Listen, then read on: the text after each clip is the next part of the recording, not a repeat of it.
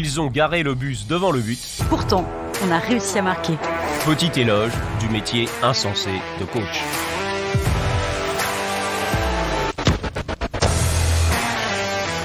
Le podcast de foot qui revient sur la carrière d'entraîneurs légendaires et de leurs matchs mythiques.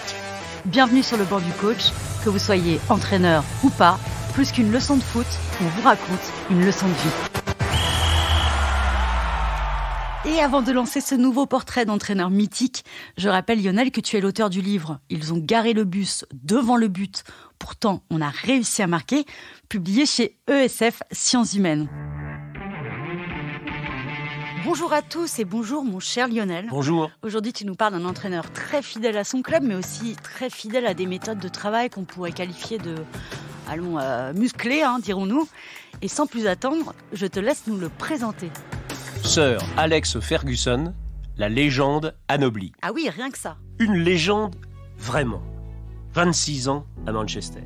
Arrivé en 1986, il en part en 2013. Quand il l'a décidé, ce qui est rare pour un entraîneur.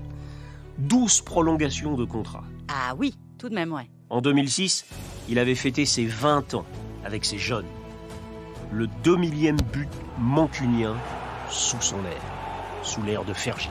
Une légende parce que Ferguson, c'est 1500 matchs, c'est 895 victoires. Et c'est surtout 200 de ces victoires dans les arrêts de jeu. Le fameux Fergie Time. 38 titres. Il est imbattable sur ce terrain. Et un club, en 2013, Manchester United, qui vaut 1,7 milliard d'euros, qui est coté en bourse, ce qui ne l'avait pas forcément d'ailleurs très satisfait. Mais on peut dire que l'époque de Manchester, les 26 années de présence à Manchester, c'est vraiment une légende, c'est vraiment l'ère, en quelque sorte, de Sir Alex Ferguson. D'accord. Et comment devient-on une légende ? Curieusement, au bout de 3 ans, quand il est arrivé, Manchester était en difficulté, et il y a une banderole dans un match qui est resté célèbre contre Crystal Palace à Old Trafford. Une banderole qui est sortie des mains et du sac d'un supporter qui a été identifié, qui aujourd'hui de temps en temps répond à des interviews d'ailleurs, qui demandait le départ d'Alex Ferguson au bout de 3 ans, parce qu'il n'avait rien gagné encore au bout de 3 ans. Parce que le jeu n'était pas bon, parce que l'équipe ne plaisait pas, parce que les titres n'étaient pas là, et en gros qu'il a eu à surmonter ce que la vie d'un entraîneur connaît, c'est-à-dire ça ne va pas, ça ne marche pas, ça ne va pas dans le sens de ce que l'on attend, et il a commencé sa carrière comme ça. Il a failli partir, parce que les supporters aujourd'hui, on sait qu'ils envoient souvent le mauvais signal. Et ce match contre Crystal Palace, il le sait, il en parle d'ailleurs de façon assez émue, aurait pu être peut-être le match de la fin. C'est-à-dire qu'au bout de 3 ans, on aurait retenu qu'il était passé à Manchester et qu'il n'avait rien gagné. Heureusement, cette année-là, il gagnera quand même la Coupe de la Ligue à la fin de l'année. Ce sera son premier titre avec Manchester. Ah oui, donc lui aussi, il a eu chaud, quoi. Et par ailleurs, est-ce que tu peux nous dire d'où vient Alex Ferguson ? Il ne vient pas de nulle part. Il vient pas de nulle part parce que, si ce n'est qu'il vient d'une ville portuaire Aberdeen, où dans cette ville d'Aberdeen, il y avait un club dans le championnat écossais qui se bagarrait d'ailleurs contre les 2 clubs phares, les 2 seuls clubs phares de l'Écosse, que sont le Celtic de Glasgow, catholique, et le Glasgow Rangers, protestant. C'est pas négligeable dans l'affaire de le savoir, parce que ça marque le championnat écossais de façon extrêmement sensible. Il lui-même avait été joueur de Glasgow, et il a eu quelques difficultés parce que lui étant protestant, sa femme était catholique, ça se savait, et c'était mal vu qu'un joueur de Glasgow ait une femme qui soit catholique. C'est la vie écossaise, et il a vécu ces difficultés-là. Donc, il arrive à Aberdeen pour être entraîneur et il veut défier Glasgow et le Celtic. Il a réussi, en 4 années, à remporter 4 coupes et 3 titres. Et surtout, et c'est ça qui l'a fait connaître, il a, de façon complètement inattendue, remporté une finale européenne de la Coupe des Coupes contre le grand Real de Madrid après prolongation.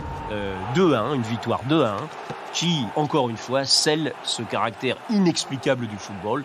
Aberdeen, cette petite ville portuaire écossaise, dans le giron européen qui bat en finale d'une coupe européenne le Real de Madrid. Ah oui, et ça doit vraiment être génial à vivre comme victoire. Donc, au départ, c'est un joueur, puis il devient entraîneur. Alors, il était joueur, il a une petite carrière de joueur professionnel. Il a arrêté à 32 ans sa carrière de joueur. Il était batailleur, assez cogneur, assez rentre-dedans, une mentalité avec la niaque.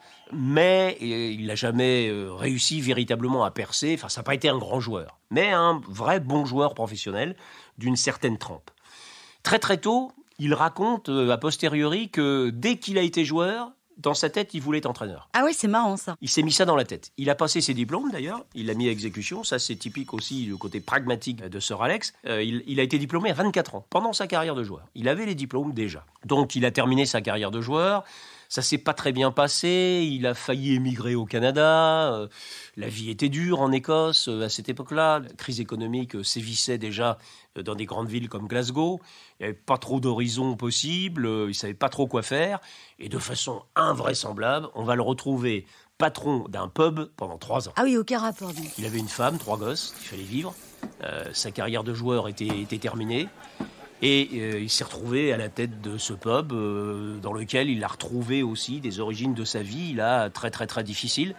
On y reviendra tout à l'heure, il a été confronté à la bagarre. Quand il était gosse, il regardait depuis sa fenêtre les bagarres dans la rue, avec des garnements, des gangs, des bastons. Quand il a été à la tête de ce pub, il a appris à sortir les ivrognes du pub. Une vie très très dure en quelque sorte. Vraiment, c'est un homme de combat, Ferguson. Et il s'est forgé une âme de batailleur. Bon, c'est pas par hasard qu'on le retrouvera plus tard à faire le coup de poing dans le vestiaire, avec des joueurs. Eh oui, ça c'est vrai, parce que c'est aussi une réputation qu'il a. Ça c'est clair. Plus la difficulté est grande, plus il est stimulé. Et ce côté zéro peur, c'est ce qu'il réussira à inculquer à ses joueurs. Personne ne lui fait peur, il s'est battu, il s'est bagarré, il sait ce que c'est que la vie dure, il sait ce que c'est qu'aller sur le terrain au combat et au contact. Et ça, c'est ce qu'il s'est forgé pendant cette très grande période-là à Aberdeen. Son histoire, en quelque sorte, va lui servir. Et on peut dire qu'après 1986, quand il remplace l'entraîneur Atkinson à Manchester, il arrive dans un club qui est en difficulté. Et les difficultés qu'il va découvrir vont bien au-delà de ce qu'il pouvait imaginer. Mais il y était préparé. Alors, raconte-nous ça, Lionel. Par exemple, son premier combat à Manchester, c'est de lutter contre l'alcool. Les joueurs, majoritairement, étaient alcooliques, dont certains très alcooliques, qui arrivaient à l'entraînement en titubant. Ah ouais, quand même. Il a percuté cette dimension-là.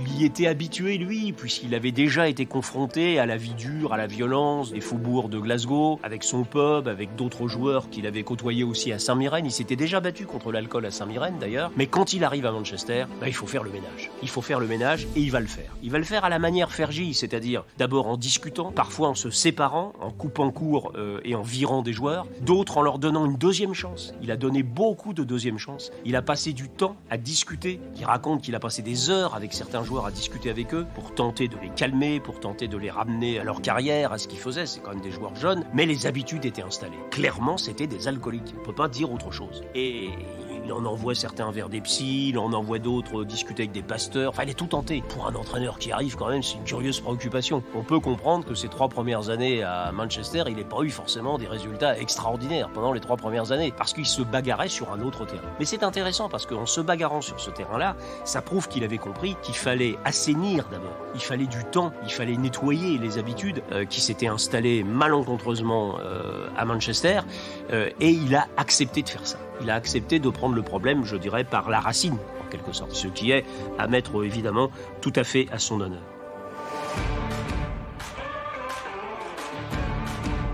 Ouais, donc il s'est bien concentré sur ses joueurs, et puis finalement, lui qui avait tenu un pub, il connaissait bien son environnement.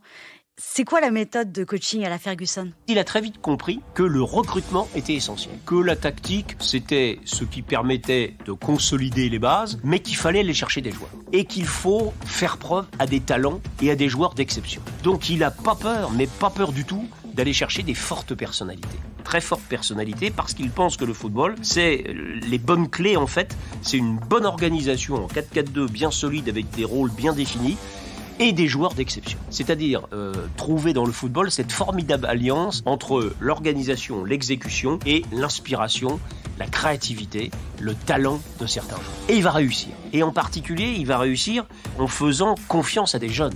Il va faire venir Cristiano Ronaldo à 19 ans en provenance du Portugal. Il a découvert Ryan Giggs à 17 ans, qui deviendra un joueur majeur. Et il a attiré à lui Rooney d'Everton, à 19 ans, qui deviendra le buteur par excellence de Manchester. Donc, chercher à bonifier, chercher des personnalités pour les incruster dans son système. C'est la mentalité de Ferguson, c'est ça. J'ai un système de jeu, j'ai confiance là-dedans, c'est solide, et maintenant il me faut des personnalités, il me faut des forts caractères. Et les forts caractères lui font pas peur. Le sommet est atteint des forts caractères dans le fait de faire confiance à Cantona, Eric Cantona. Banni en France, pas pris par Aimé Jacquet en 98 à cause de sa personnalité, mais lui il a pas peur. Lui il a pas peur. Il a besoin de joueurs comme ça. Il fait venir Cantona, il le nommera capitaine de l'équipe, et sa proximité avec le joueur fera que toujours on trouvera chez Ferguson une sensibilité pour les gens qui ont une forte personnalité mais qui de temps en temps dérapent. Eh oui, on voit de quoi tu parles, ouais. Le fameux coup de pied qu'il a envoyé à un supporter dans les tribunes,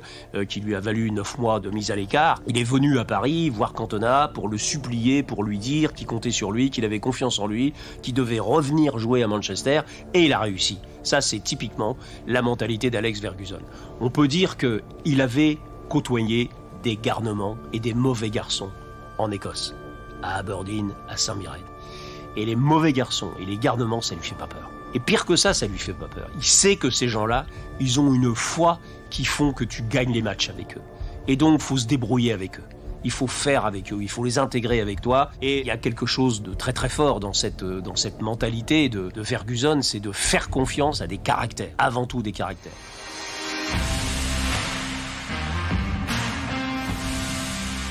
Ah oui, mais ça doit pas être paisible tous les jours, le travail en équipe. On dit que sa manière de coacher, c'est plus la harangue, c'est plus galvanisé que véritablement du coaching. Il sait créer les conditions sur le plan mental. C'est un football d'émotion. Mais tactiquement, on est obligé de le dire, il n'est pas un inventeur, il n'est pas un révolutionnaire. Et de façon curieuse d'ailleurs et intéressante, il a eu quelques petits soucis, malgré tous les trophées qu'il a rencontrés, contre des grands clubs européens comme Barcelone, par exemple, parce qu'il est tombé à une époque où en face, justement, on a des tacticiens intelligents qui sortent de l'université, les Mourinho, les Guardiola, qui tactiquement considèrent le football comme un jeu d'échecs, et lui pas. Et ça, peut-être, était la limite de Ferguson. Parce que le mental, c'est une chose, mais quand tactiquement en face, l'autre t'oblige à déjouer ou te fait dérailler, bah ça perd, quoi. Et c'est comme ça, évidemment, que Ferguson n'a pas tout gagné, même s'il a gagné incontestablement le plus de trophées. Et justement, comment il est perçu, du coup, par les supporters de Manchester United ? Pour le public d'Old Trafford,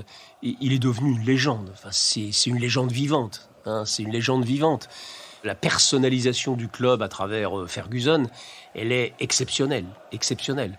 On l'a eu un petit peu dans des grands clubs comme Liverpool aussi, une personnalisation très forte à travers des personnages très importants. Mais à Liverpool, ça n'a jamais été 26 ans comme ça a été le cas pour Ferguson à Manchester. Par exemple, il a commencé à parler de son départ et il a décidé son départ lui-même. Il a fait un petit peu plus. Éventuellement, quand il est parti, les gens presque étaient surpris parce qu'ils pensaient quand même qu'il allait rester encore un petit peu. Il a entraîné jusqu'à 71 ans. Et aujourd'hui, il est toujours présent. Alors, pour résumer, les forts caractères ne lui font pas peur. Il est fidèle à Manchester jusqu'à la retraite. Alors, c'est quoi la signature Ferguson ? C'est quoi ses méthodes de travail ? Ce qui est impressionnant aussi avec lui, c'est ce rôle de manager à l'anglaise. Il s'occupe de tout.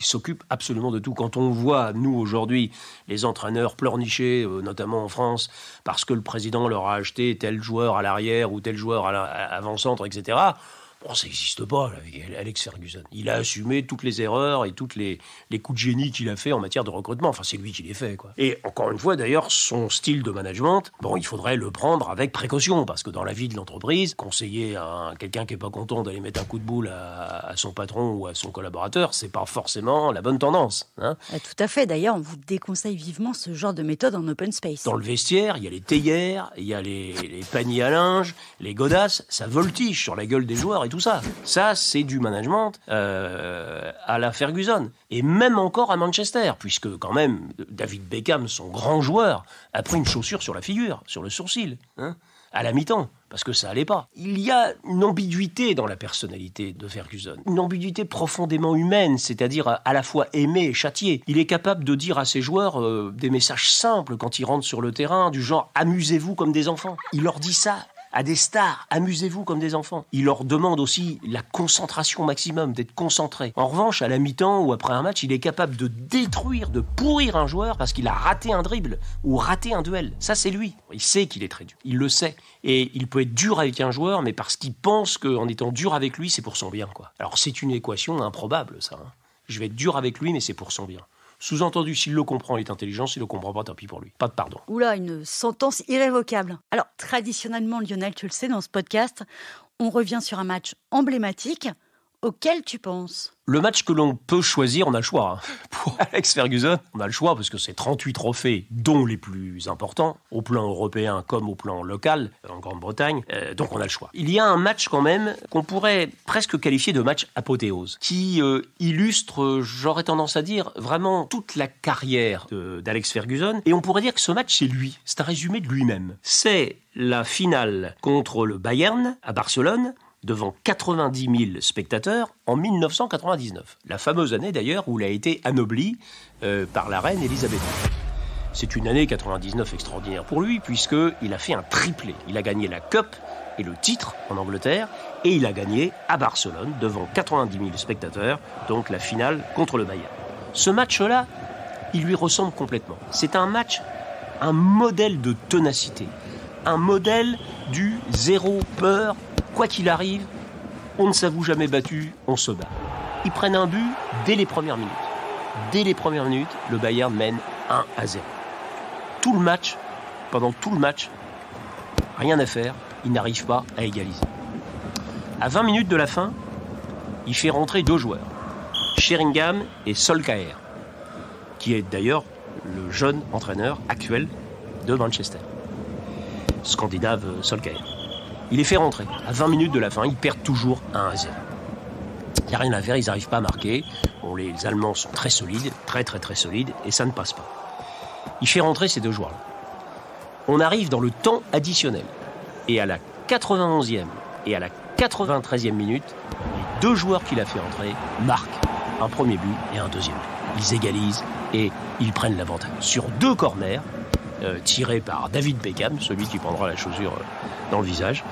2 corners tirés par Beckham, gagnés dans le temps additionnel. Donc c'est un match qui est illustratif de cette mentalité-là jusqu'au bout, jusqu'au coup de sifflet final.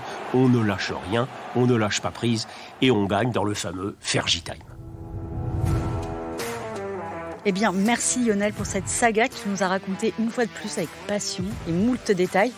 Quant à nous, chers auditeurs, on se retrouve la semaine prochaine et sans rien vous dévoiler davantage, nous évoquerons un grand coach venu d'Italie.